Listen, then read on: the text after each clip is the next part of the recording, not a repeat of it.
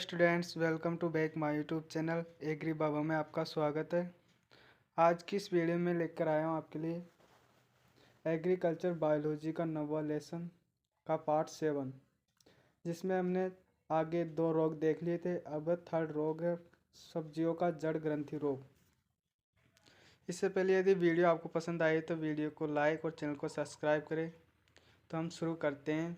सब्जियों का जड़ ग्रंथि रोग। सब्जियों में जड़ ग्रंथि रोग कैसे होता है, इसका रोगजनक क्या है और इसकी खोज किसने की तथा इससे उपचार क्या है। इसमें थोड़े अलग उपचार लिए मैंने। प्रबंधन तो वही है लेकिन थोड़ा सा अलग है जो मैं आपको बता दूंगा। सब्जियों का जड़ ग्रंथि रोग पार्ट 7।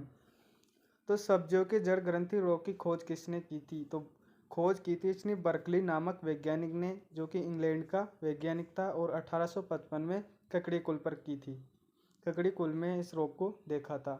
वहीं भारत की बात करें तो भारत में बार्बर नामक वैज्ञानिक था जो 1901 में चाय के बागान में इस रोग को देखा था। तो भारत में इसकी खोज बार्बर नामक वैज्ञानिक ने की थी। इम्पोर्टेंट है और इसका क्वेश्चन भी है कि सब्जियों के जड़ ग्रंथि रोग की भारत में खोज किसने की थी? तो भारत में इसकी खोज की थी बार्बर नामक वैज्ञानिक ने 1901 में चाय के बागान में देखा था।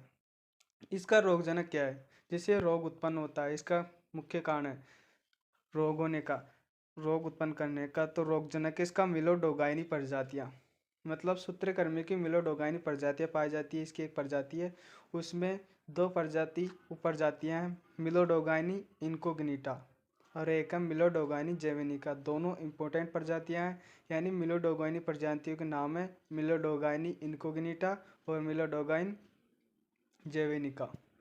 अब इसके सिम्टम लक्षण क्या है? तो इसके सिम्टम जो लक्षण है वो इम्पोर्टेंट है, बड़ा क्वेश्चन भी बनता है। और जो आरबीएससी 12th बोर्ड थी उसमें इसके लक्षण भी आए थे, यानी सब्जियों के जड़ ग्रंथि रोग।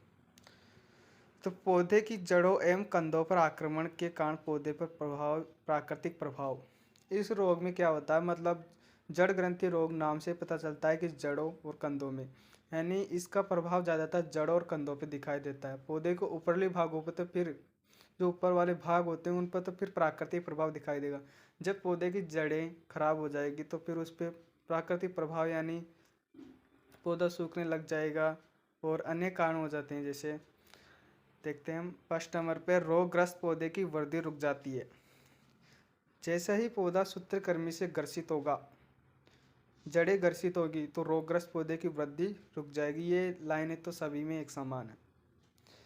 सेकंड नंबर पर, रोगी पौधे खेत में बिखरे हुए मिलते हैं क्योंकि सूत्रकृमि खेत में असमान तरीके से फैल जाते हैं। यानी जब ये रोग होगा पौधों में तो पौधे क्या है, जगह जगह पर बिखरे हुए मिलते हैं, यानी पौधे के बिखर जाते हैं और सूत्रकृमि खेत में असमान तरीके से फैल जाते हैं। सूत्रकृमि की संख्या क्या बढ़ जाती है, जिससे पूरे खेत में रोगी पौधे हो जाते हैं और वो फिर बिखरे हुए दिखाई देते हैं। थर्ड नंबर पर, खेत की जुताई व सिंचाई करने से रोग बढ़ता है। यानी जैसे किसान को खेत को पानी की ज़रूरत हुई तो किसान क्या करेगा, खेत को पानी देगा और जुताई भी करेगा, बाद में फसल बाएगा, फिर उसको सिंचाई देगा।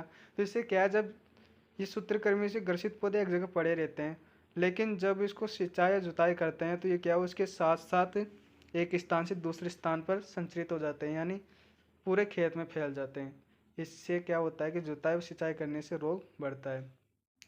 फोर्थ नंबर पे, जड़ों एवं भूमिगत भागों पर संक्रमण होने के कारण जड़ों में गांठें बन जाती है, जिससे जड़ें फूलकर मोटी व रुक्ष हो जाती है।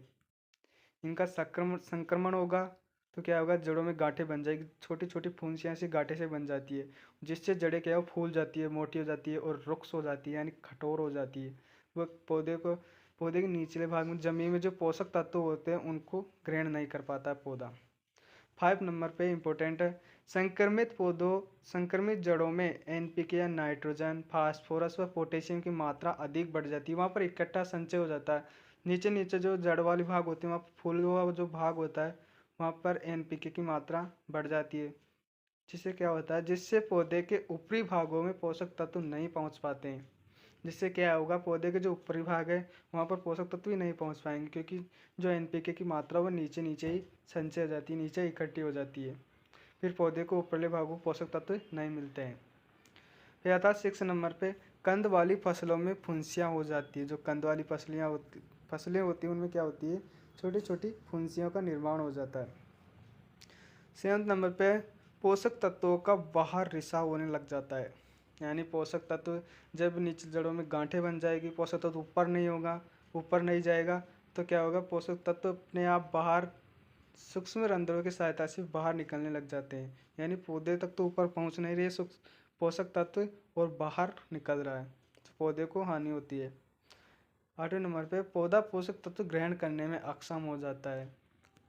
पौधा पोषक तत्व को ग्रहण करने में अक्षम हो जाता है, यानी उसके सक्षम नहीं होता, पोषक तत्व ही नहीं ले पाता है, जिससे पौधे पर अनेक प्रकार के विपरीत प्रभाव पड़ते हैं। अब इसकी रोग चक्र, डिजीज साइकिल। तो रोग चक्र में फसलों की जड़ों, इसमें जो रोग चक्र लिया है वो बिल्कुल सिंपल तरीके से, और बाकी के जो मैंने इससे जस्ट आगे वाले रोग में लिखा था वो डिजीज आप लिख सकते हैं, मिला जुला कर इन दोनों लाइनों को और उनमें से उठा के लिख सकते हैं। तो इसमें क्या है, फसलों की जड़ों में उपस्थित सूत्रकृमि अगली फसल में संक्रमण फैलाते हैं। यानी जो फसलों की जड़ों में सूत्रकृमि पड़े रहेंगे, वो जब उनके अनुकूल सुषुप्त अवस्था में पड़े रहेंगे, फिर उनकी अनुकूलन अवस्था आएगी, जिससे फिर पौधों की दूसरे नए पौधों पर आक्रमण करेंगे। इसी तरह इनका रोग का संक्रमण होता है। इस रोग का संक्रमण मादा सूत्रकृमि द्वारा स्रावित जिलेटिलस मैट्रिक्स में दिए गए अंडों से होता है।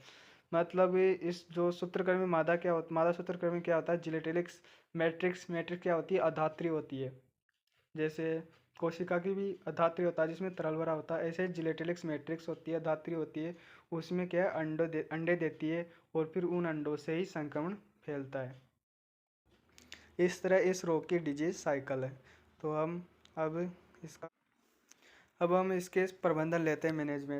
मैनेजमेंट मैंने कहा था कि तीनों रोगों में एक समान मैनेजमेंट होगा, लेकिन इसमें थोड़ा क्या है, जड़ ग्रंथि वो रोग है तो इसमें थोड़ा अलग होगा, लेकिन वो सेम ही लिख सकते हैं, थोड़ा इसमें जो अलग मैं बता रहा हूँ। सस्य प्रबंधन जो कल्चर मैनेजमेंट होगा थोड़ा अलग है। तो फर्स्ट नंबर पे सस्य प्रबंधन में रोग रहित क्षेत्र से बीजों का चयन किया जाना चाहिए। बीज में मिली हुई पिटिकाओं को छलनी से छानकर अलग कर देना चाहिए। यानी जो रोग रहित क्षेत्र होता है वहाँ से बीजों को खरीद कर लाना चाहिए। मतलब जब पहले किसी खेत में रोग है तो वहाँ के बीजों का उपयोग अगली फसल बोने के लिए काम में नहीं लेना चाहिए। और जब हम किसी दूसरे खेत में से मतलब बीज बोने के लिए लाते हैं तो उसमें क्या, ये पिटिकाएँ आती हैं, उनको छान लेना चाहिए छलनी से, और फिर खेत में उपयोग करना चाहिए। फिर सेकेंड नंबर पर पिटिका युक्त बीजों को 20% साधारण नमक के घोल में डुबोकर मिश्रित पिटिकाओं को अलग कर लेना चाहिए। इंपॉर्टेंट लाइन है कि पिटिकाओं जो युक्त बीज होते हैं, जिससे तुम बीज ले भी आए, तो उनको 20% नमक का क्या घोल लेंगे और उसमें डुबोकर कुछ देर के लिए रख देंगे, और फिर बाद में मिश्रित पिटिकाओं को अलग कर लेते हैं, जिससे क्या है वो पौधा संक्रमित होने से बच जाता है। थर्ड नंबर पे बीजों को 2 से 3 घंटे तक पानी में भिगोकर 54 डिग्री सेंटीग्रेड तापक्रम पर 10 मिनट रखकर सुखा लेना चाहिए, जिससे पिटिका निष्क्रिय हो जाती है। इनमें से तुम जो फर्स्ट सेकंड थर्ड लाइन में से आप एक लाइन लिख सकते हो, ज़्यादा की कोई जरूरत नहीं है। इनमें से जो इम्पोर्टेंट लाइन है वो नीचे है। बीजों फोर्थ नंबर पे आ गए तो सेव रोग से बचने के लिए 2 से 3 वर्ष का फसल चक्र अपनाना चाहिए, जिससे जौ जई जैसी अन्य धान्य फसलों की बुआई की जानी चाहिए। गेहूं की अगेती बुआई करनी चाहिए। ये तो वही लाइनें आ गई जो मैंने पहले प्रबंधन में बताई थी, लेकिन इसमें इम्पोर्टेंट जो सेकंड और फर्स्ट और सेकंड लिख सकते हैं आप, और बाकी को छोड़ देना। तो आई होप कि आपको वीडियो पसंद आया होगा। अब हम ये चैप्टर के रोग ख़त्म हो गए और अब लास्ट बच गए हैं, सूत्रकृमि तो हो गए और घोंघा और सलग रह गए, जो बिल्कुल सिंपल हो। मैं आपको किताब में से ऐसे नोट्स दिखाकर आपको समझा दूंगा। तो आई होप कि वीडियो पसंद आएगा। वीडियो पसंद आए तो चैनल को सब्सक्राइब और वीडियो को लाइक करें। धन्यवाद।